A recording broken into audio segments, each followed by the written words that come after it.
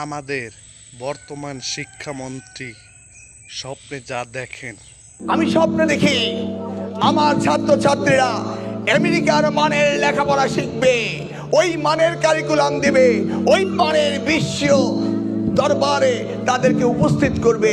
সেই লেখাপড়া আমি তোমাদের দিতে চাই। আর বাস্তবে যা শেখান। তোমার নাম কি? আব্দুল্লাহ মামুন। বেগম খালেদা জিয়ার নাতনি তারেক রহমানের মেয়ের নাম কি?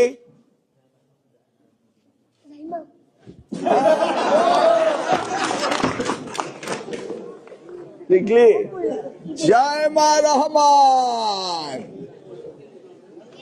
ওকে, তোমরা রাজনীতি করবা জায়মা রহমানের সাথে, তাই না? তোমরা কার সাথে রাজনীতি করবা? জায়মা রহমানের সাথে নাকি?